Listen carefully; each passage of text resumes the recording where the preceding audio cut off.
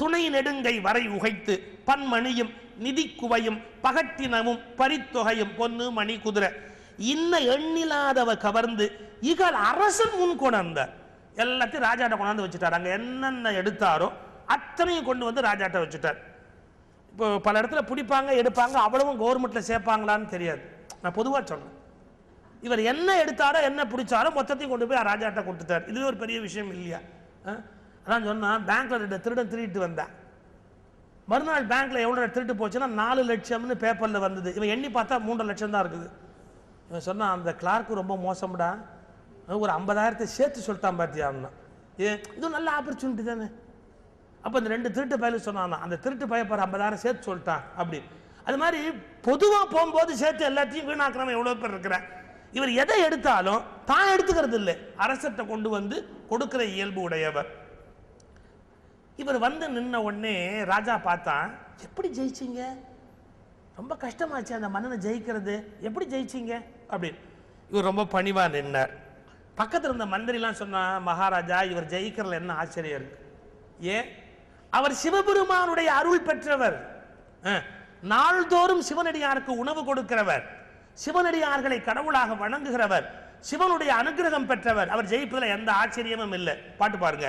மதிய நின்றார் திருத்தொண்டு வாய்த்த வலியுடைமையினால் எதிர் இவருக்கு இவ்வுலகில் இல்லை என்றார். இவருக்கு எதிராக யாருமே கிடையாது, ஏன்னா சிவனடியார்களை வணங்கி சிவனுக்கு பூஜை பண்றவர் அப்படின்னு மற்ற மந்திரிலாம் சொன்ன உடனே ராஜா பார்த்தா, பெருமையா நினைக்கல, இதை பட்டுன்னு சிம்மாசனத்தை விட்டு இறங்கிட்டேன். அப்ப நான் எவ்வளவு பெரிய பாவி ஆயிட்டேன். இவ்வளவு நல்லவர், ஒரு சிவனடியாரு, அவர் விருப்பப்படி ஞானியா வாழ அனுமதிக்காம அங்க போய் அவரை கொண்டுட்டு வா, இங்க போய் இவரை கொண்டுட்டு வான்னு அனுப்பிச்சேனே, நான் தானே பாவியா போயிட்டேன். என்னை மன்னிக்கணும், என்னை மன்னிக்கணும், என்னை மன்னிக்கணும். தம்பெருமான் திருத்தொண்டர் என கேட்ட தார்வேந்தன், தம்பெருமான் திருத்தொண்டர் என கேட்ட தார்வேந்தன் உம்பர் பிரான் அடியாரை உணராதே கற்றொழிந்தேன். அடடா, இவர் சிவனடியார்னு தெரியாம நான் இப்படி பாவம் பண்ணிட்டேனே. வெம்பு கொடும் போர் முனையில் விட்டிருந்தேன். அவர் விருப்பப்படி அவரை நல்ல வாழ்க்கைக்கு அனுப்பாம போர் முனைக்கு நான் அனுப்பிச்சு வச்சுட்டேனே. எம்பெருமான் இது பொறுக்க வேண்டும். சுவாமி என்னை மன்னிக்கணும். சேனாதிபதி இவர்கிட்ட சம்பளம் வாங்குறவர், அவரை பார்த்து இவர் சுவாமின்னு கூப்பிடுறார். ஏன்?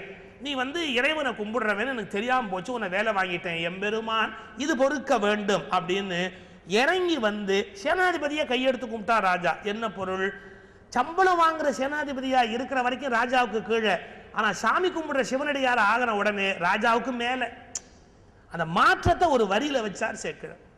அரசனா இருந்தா கூட ஞானிகளையும் வணங்கினா, துறவிகளையும் வணங்கினா, அவங்க இறை வழிபாட்டில் இருக்கிறார்கள், வணங்கத்தக்கவர்கள் அப்படிங்கிற ஒரு மரியாதை தான் காரணம். ஒரு சின்ன விஷயம் சொல்ற பாரு. இதே மாதிரி நாயன்மார்கள்ல சேரமான் பெருமாள் நாயனார்னு ஒரு நாயனார் வரார், திருவஞ்சைக்குளம் கேரளாவில், அதான் அவருடைய பகுதி.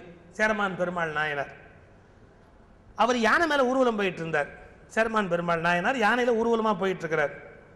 எதிர்த்தாப்புல ஒரு துணி துவைக்கிற வண்ணார் துணி துவைச்சிட்டு, அந்த காலத்தில் ஒவ்வொரு மண்ணுன்னு உப்பு மண்ணில் போட்டு தேய்ப்பாங்க துணியெல்லாம், அதெல்லாம் போட்டு தேய்ச்சி துணியை மூட்டையை மேலே வச்சுக்கிட்டு வர்றாரு. மழை பெஞ்சுது. மழை பெஞ்சா என்ன ஆகும்? அந்த உப்பு மண்ணு கரைஞ்சி அப்படியே இவர் உடம்பு முழுக்க அப்படியே அந்த ஒவ்வொரு மண் அப்படியே வடிஞ்சிருக்குது. இது தொலைவிலேருந்து பார்த்தா உடம்பெல்லாம் விபூதி பூசிக்கிட்டு ஒரு சாமியார் வர மாதிரி இருந்தது. தூரத்துலேருந்து பார்த்தா முழுநீர் பூசிய முனிவர்கள்னு உண்டு, உடம்பெல்லாம் திருநீர் பூசியிருப்பாங்க, அந்த மாதிரி தெரிஞ்சுது மேலேருந்து பார்க்கும்போது. இந்த சேரமான் பெருமாள் நாயனார் ராஜா என்ன பண்ணார்? யானையிலேருந்து குதிச்சுட்டார். ஏன்? ஒரு சிவனடியார் வராரு, நான் ராஜான்னு யானை மேலே உட்காந்துருந்தா அது கௌரவ குறைவு அப்படின்ட்டு நேராக அங்கேருந்து இறங்கி இந்த துணி துவைக்கிற சகோதரர்கிட்ட போய் கையெடுத்து கும்பிட்டு வணங்கினார். அவன் பயந்துட்டான், இவர் ராஜா, நாம் துணி துவைக்கிறவன், நாம் இன்னார்னு தெரியாமல் இவர் ரொம்ப கும்பிட்டுக்கிட்டு இருக்கிறாரு, நம்ம ஜாதகத்தை சொல்லிடணும், இல்லாட்டி நமக்கு நாளைக்கு தெரிஞ்சா வம்பாயிடும் அப்படின்ட்டு அவன் சொன்னான். அடியேன் அடியேன், நான் யார் தெரியுமா? யாரு? துணி துவைக்கிற அந்த வகுப்பை சார்ந்தவன், ஏன்னா ராஜாவை கும்பிடலாமா அப்படின்னு கையெடுத்து கும்பிட்டான். அவன் அடியேன்னு சொல்லி அப்படி சொன்ன உடனே இவர் அடியேன் அடிச்சேரன். இவர் பதிலுக்கு அடியேன் அடிச்சேரன். நான் இந்த வரலாறு சொல்லும் போது ஒரு காலேஜ் பையன் ஒரு கேள்வி கேட்டான், ரொம்ப மறக்க முடியாத ஒரு கேள்வி. சார், நிஜமாவே ராஜா இறங்கி ஒரு சாமியாரை கும்பிட்டு இருந்தா அது தப்பு கிடையாது, ஒரு ஞானி, இவன் ஞானியா துணி துவைக்கிறவனான்னு தெரியாம கும்பிட்ட கிறுக்கு பைய பதவியில் இருந்தா நாடு உருப்புடுமா sir? It is very serious question. ஒரு ராஜாவுக்கு கிளாரிட்டி வேண்டாமா? இவர் யார்? துணி துவைக்கிறவரா? ஞானியா? இவன் உடம்புல இருக்கிறது ஒவ்வொரு மண்ணா விபூதியா? இவன் கும்பிட தக்கவனா கும்பிட தகாதவனா? இந்த கிளாரிட்டி ஒரு ராஜாவுக்கு இருக்கணும் இல்லை? நீங்க வேணா சிவபக்தியை சிலாகிச்சுக்கோங்க, அந்த ராஜாக்கு எங்க போச்சு புத்தி? இவன் துணி துவைக்கிறான், ஒவ்வொரு மண் தான் மேல இருக்குன்னு தெரியாம உழுந்து கும்பிட்டான்னு சொல்றீங்களே, இந்த மாதிரி ராஜா பவர்ல இருந்தா நாடு உருப்பிடுமான்னு. சேக்கிழாருக்கு இது தெரியாதா? இந்த வரலாறு சேக்கிழாருக்கு தெரியாதா? சேக்கிழார் மந்திரியா இருந்தவர், முதலமைச்சரா இருந்தவர் சேக்கிழார். அவருக்கு தெரியும் இந்த உண்மை கூட ஒரு ராஜாவுக்கு தெரியாம இருக்குமான்னு. அடுத்த வரி போட்டார். இவன் சொன்னா நான் அடியேன் துணி துவைக்கிறவன் அப்படின்னா, அடியேன் சேரன்னா. ஐயோ நீங்க என்ன கும்பிடலாமா, நான் அடியார் அல்ல அப்படின்னா நீங்க என்ன கும்பிடலாமான்னா. அதுக்கு சேரமான் பெருமாள் சொன்ன பதில் உலக வரலாற்றில் குறிப்பிட வேண்டியது. நீ இன்னார் என்று எனக்கு தெரியும், ஆனாலும் உன் வேடம் சிவனடியாரை நினைப்பூட்டிற்று, அதற்கு வணக்கம். அதை ரிமைண்ட் பண்ண பாருங்க, அடியாரை நினைப்பூட்டிற்று. என் மைண்ட் எங்கேயோ இருந்தது, உன்னை பார்த்த உடனே சிவனடியார் பற்றிய தாட் என் மைண்ட்ல ஓடிச்சு இல்லையா, ஒரு நல்ல எண்ணத்தை எனக்கு நினைப்பூட்டியமைக்காக இந்த வணக்கம். ஒரு நல்ல எண்ணத்தை ஏற்படுத்தினாலே அவன் கும்பிடத்தக்கவன். இது ரொம்ப முக்கியமான விஷயம். நல்ல எண்ணங்கள் தான் நம்ம வாழ்க்கையவே உருவாக்குது. எனக்கு நல்ல எண்ணத்தை நீ ஏற்படுத்தினியே, அதுக்கு நான் அவனை கும்பிட வேண்டாமா? அடியாறு வேடத்தை நினைப்பூட்டிற்று, அதுக்காக நான் அவனை கும்பிட்டேன் அப்படின்னு நானும். அப்போ உண்மையிலேயே அடியார்கள் எவ்வளவு மரியாதைக்குரியவர்கள், ராஜாவா இருந்தா கூட இறங்கி கும்பிட வேண்டிய வணங்க வேண்டிய பொறுப்பு இருக்கு. புகழ்ச்சோழன் வரலாற்றில் கூட இப்படி ஒரு வரலாறு வரும். ஒரு சிவனடியார் அப்படின்னு தெரிஞ்ச உடனே அவரை வெட்டிட்டோமோன்னு தெரிஞ்ச உடனே வருத்தப்பட்டான்னா கூட அந்த கதையில போ. அதே மாதிரி இவர் திருச்செங்காட்டங்குடிக்கு திருப்பி அனுப்பிச்சு வச்சுட்டார். உங்க சௌரியம் போல இருங்க, என்ன தான தர்மம் பண்ணுமோ பண்ணுங்க, நிறைய பணம் பொருள் எல்லாம் கொடுத்து அனுப்புறாரு. உங்க சௌரியம் போல சந்தோஷமா போய் வழிபாடுகள் பண்ணி கொண்டு இருங்கள். திரும்பி வந்தார், திருச்செங்காட்டங்குடிக்கு வந்துட்டார். அதன் பிறகு திருமணம் நடக்குது. மிலிட்டரியில இருந்து வந்தா கொஞ்சம் லேட் மேரேஜ் தானே, அதே மாதிரி திரும்பி வந்து திருமணம் ஆகுது. இந்த மனைவியார் ரொம்ப அன்புடையவர், பண்புடையவர், வீடு இல்லறம் இல்லறமாக இருக்கிற திருவெண்காட்டு நங்கைன்னு பேர். திருவெண்காட்டிலேருந்து பொண்ணு இருக்கிறாங்க, திருவெண்காட்டு நங்கை. இவர் அந்த லட்சியத்தோடு இந்த இல்லற வாழ்க்கை நடத்துறார். என்ன லட்சியம்? நரை இதழி திருமுடியார் அடியாரை நாள்தோறும். வீட்டுக்கு வந்தோன்னு ஸ்ட்ரிக்ட், தினம் ஒரு சிவனடியாருக்கு கண்டிப்பா சாப்பாடு உண்டு. என்ன முக்கியம் தெரியுமா? சிவனடியார் கிடைக்கலன்னா இவருக்கு சாப்பாடு கிடையாது. இவர் நிபந்தனை. நான் நேத்திக்கு சொன்ன நினைக்கிறேன், வாரியார் சுவாமி நெடுந்தொலைவு பயணம் பண்ணா கூட, எத்தனாயிரம் மைல் பயணம் பண்ணா கூட குளிச்சு பூஜை பண்ணினா தான் சாப்பாடு. அப்படி குளிச்சு பூஜை பண்றதுக்கு வாய்ப்பில்லாதபடி நெடிய பயணமா இருந்தா அது வரைக்கும் சாப்பாடு கிடையாது. போய் இறங்கின உடனே மேடைக்கு போக வேண்டி இருந்தா குளிச்சு சுவாமி கும்பிட்டு மேடைக்கு போயிட்டு வந்து அப்புறம் தான் சாப்பாடு. ஏன்? எந்த காரணத்தை முன்னிட்டும் குளித்து பூஜை பண்ணுகிற அந்த வாய்ப்பை விட்டு சாப்பிடறதுக்கு தயாரா இல்லை. இதெல்லாம் ஒரு வகையான உறுதி, தான் மேற்கொண்ட அந்த லட்சியத்தில் ஒரு உறுதியாக தன்னை வைத்துக் கொள்ளுகிற சான்றோருடைய வாழ்க்கை முறை.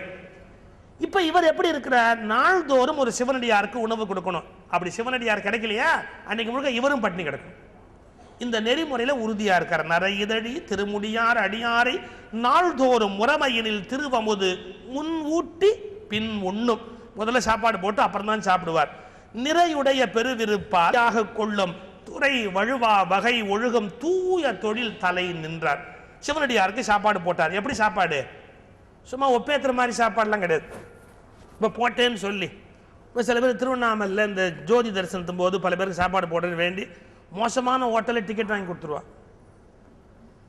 8 சாப்பாடு வாங்கினா 2 சாப்பாடு ஃப்ரீ அப்படின்னு எந்த ஹோட்டலில் வச்சுருக்கிறானோ அங்கே கொண்டு போய் 10 டிக்கெட்டை வாங்கி அது அங்கே இருக்கிற அந்த பாவம் கோயிலை சுற்றி உட்காந்துருக்கிற சிவனடியார்கள் யாரையாவது பிடிச்சி போய் சாப்பிடுங்க அப்படி. சாப்பாட்லேயே திருவண்ணாமலை வரும், சாப்பாட்லேயே மினி திருவண்ணாமலை வரும். அதை கடிச்சு போட்டு அந்த சாமியார் அடப்பாவி ஏண்டா என்னை இப்படி கெடுக்கு, இதுக்கு சாப்பாடே போட வேண்டாம், போட்டால் பக்காவா நல்லதா விருந்தா மரியாதையா அன்பா அப்படி போடணுமா. இவர் எப்படி சாப்பாடு போடுவார்? லிஸ்ட் போடுறாரு பாருங்க சேக்கிழார்.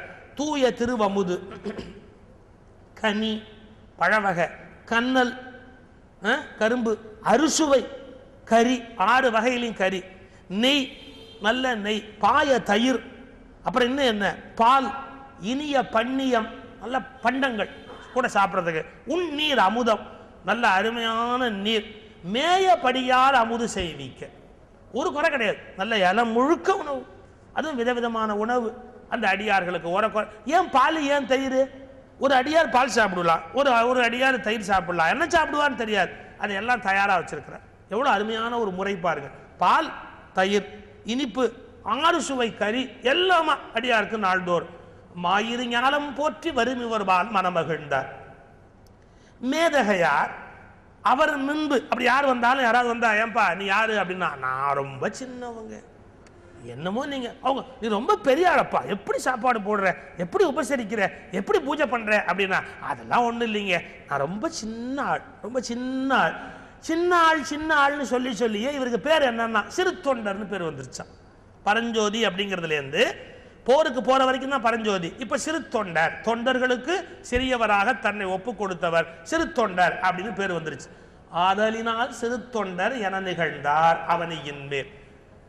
இவருக்கு புள்ள பிறகுது. மனையின் வேர் போன்ற மனைவி திருவெண்காட்டு நங்கை, அவள் வயிற்றுல சீராள தேவன் ஒரு பையன் வந்து பிறக்கிறான். இங்க 2 வரி ரொம்ப முக்கியம். மனையின் வேர்னு எழுதுறாரு மனைவிய, மனையின் வேர். நீங்க பழைய வாழ்க்கை முறை எப்படின்னா, பெண்கள் வந்து குடும்பத்தில் இருப்பாங்க, கணவன் வெளியில போய் சம்பாதிச்சுட்டு வருவான். இந்த கான்செப்டை இந்த செஞ்சுரியில் யாரும் ஒத்துக்கிறது இல்லை. அதுக்கு என்னமோ காரணங்கள் 100 சொல்றோம். பெண்ணு சம்பாதிக்க வேண்டியிருக்கு, பொருளாதார தேவை இருக்கு, பொண்ணு படிச்சுட்டா, 100 காரணம் சொல்றோம். ஆனா ஒன்றை மட்டும் நம்ம மறந்துட்டோம். ஒன்னே ஒன்றை மறந்துட்டோம். என்னன்னா,